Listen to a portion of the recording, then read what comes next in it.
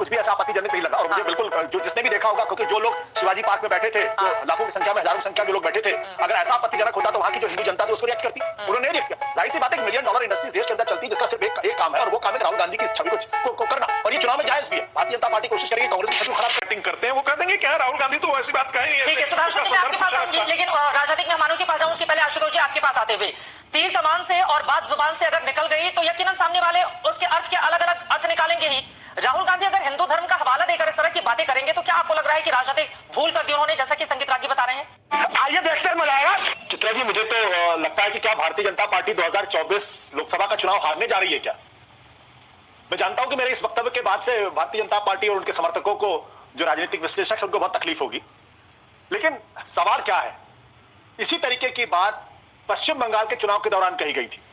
इसी तरीके की बात बजरंग दल को लेकर थी, और बजरंग बली का मुद्दा खड़ा करके बजरंग बली के अपमान की बात की गई थी। और क्या हुआ बंगाल के अंदर, क्या हुआ कर्नाटक के अंदर?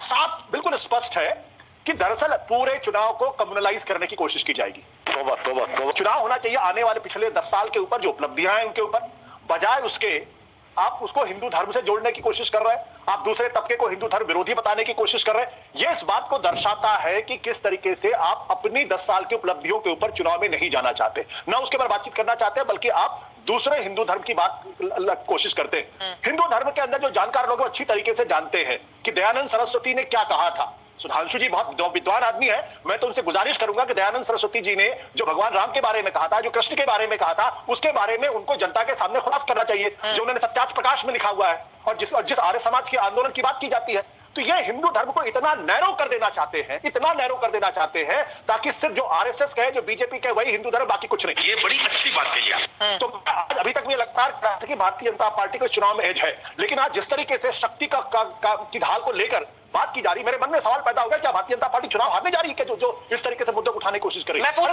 आपकी उपलब्धियां, आप 10 साल के ऊपर बात करिए। आप कर्नाटक जाते हैं, बजरंग बली के बारे में बातचीत करते हैं, और इलेक्शन कमीशन कुछ नहीं करता है। आप देखिए, वहां बजरंग बली के नाम से नारे शुरू किए गए, प्रधानमंत्री ने बजरंग बली की जय करके नारे शुरू किए गए कि इलेक्शन कमीशन को एक्शन लिया, नहीं लिया।